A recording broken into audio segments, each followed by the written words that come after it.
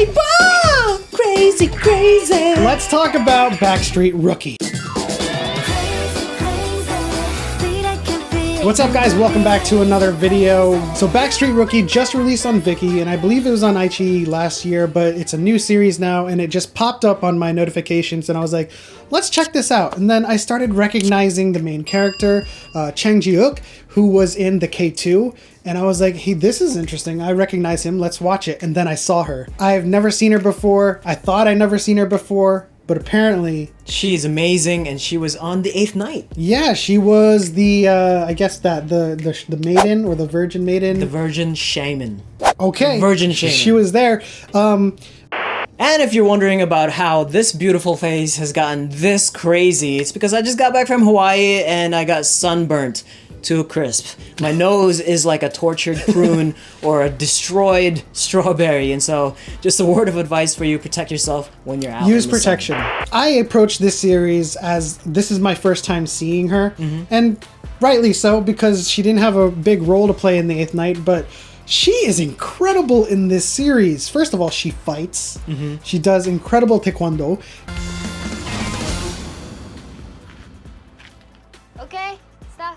And, you know, her acting as well is just incredible. And it lends to the story of Backstreet Rookie, which sees Choi Dae-yeon, or Hyundai as I like to call him, and he meets Byeol with her friends. She's still in high school. I think she's like a senior at that point. They're asking him to buy cigarettes, and she just goes for it and just lands a big one on him, and it sticks with him for the next 3 years, sticks with her for the next 3 years, and she shows up back in his life wanting to be a part-timer of his convenience store, and the story just takes off from there. It was just so magical. Like, seeing her performance, I thought it was absolutely perfect. Like, she portrayed that character with so much precision and quirkiness and so much fun and love, and she was just like everything that you have never expected of a lovely personality, and her character really shined throughout the entire story. As much as I enjoyed Chang Ji-hyuk's performance as well, he was a very lovable character, the most naive character you've ever come across,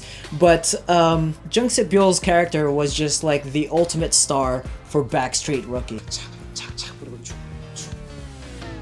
점장님, 여친 있구나. Absolutely. And I also loved all of the secondary characters because they had their own story arcs that pulled you in and had you invested in their story as well. Everything about Backstreet Rookie was just so perfect. We're gonna have to give it an A+. Absolutely, right off the bat, A+.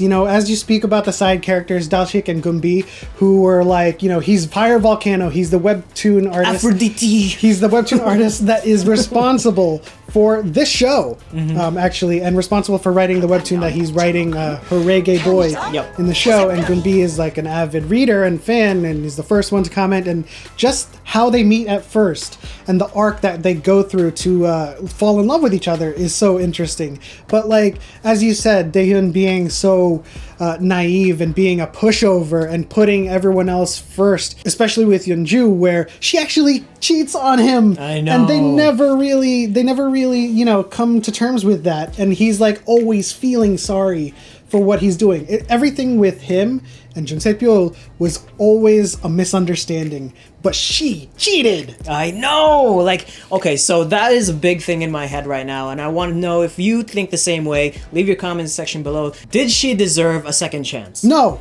I would say no as well, because I will admit, I did start to feel sorry for her towards the end of the series. Well, she finally understood and realized what an incredible man, an incredible character Daehyun is, but that's a little too late, you know? Yeah, You're just way too late. Just as Byeol told her in her face, like, you're a little too late for that, and she tried to reel him back in, and I was like, oh man, she's just gonna put a wrench in the romance between Byeol and Daehyun, and I was like really kind of like at the edge of my seat. I was like, but I'm so glad that didn't happen.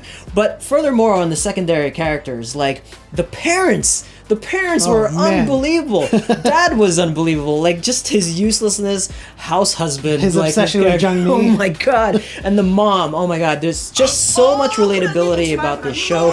The way they eat is unbelievable. Like, I made so much ramyun while I was watching this, just trying to like eat the way they eat.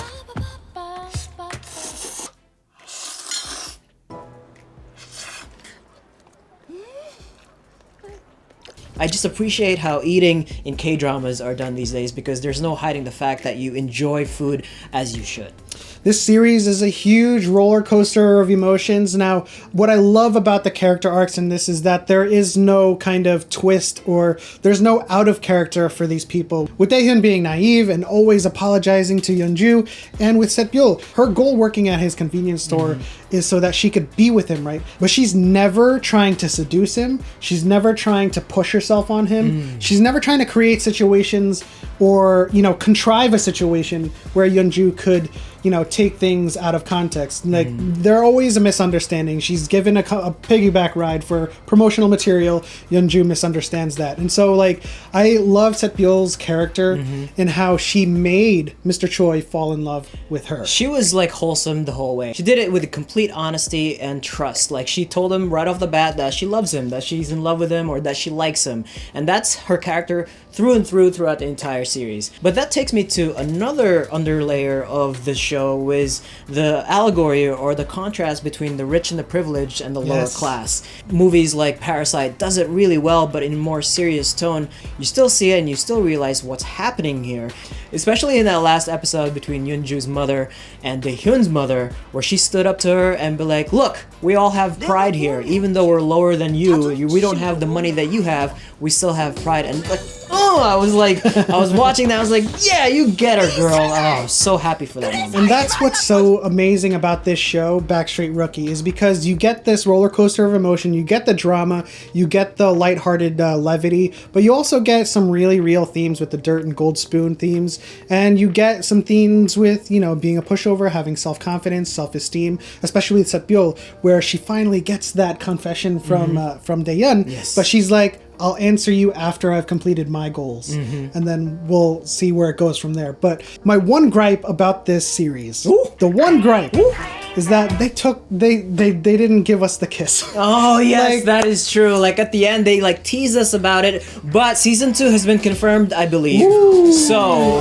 we might. That is something that the fans, I myself, we are looking forward to that kiss, because you can't leave us hanging like that. Absolutely. The final episode, we're about to get the culmination. I actually thought, before even that, I was like, we're not gonna get a kiss? Exactly. And then when they were actually getting close, I was like, okay, so we are gonna get a kiss. Nope.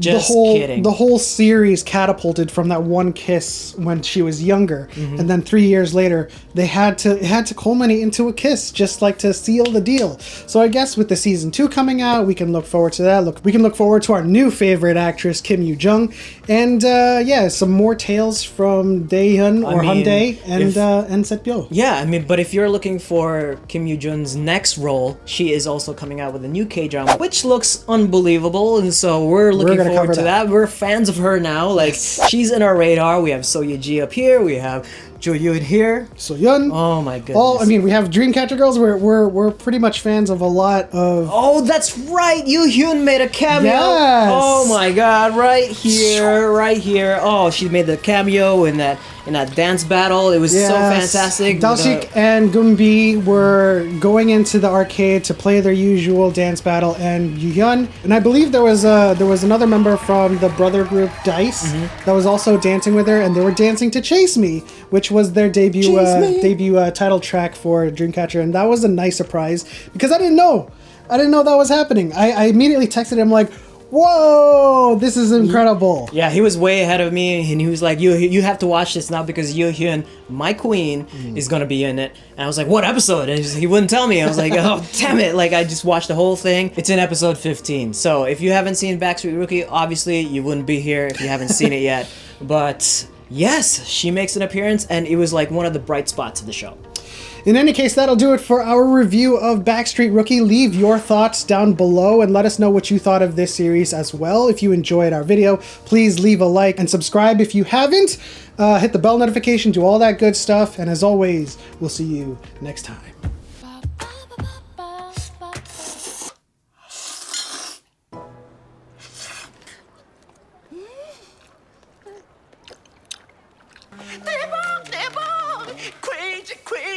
점장 복귀 축하.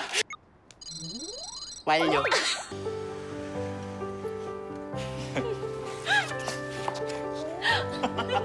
오케이.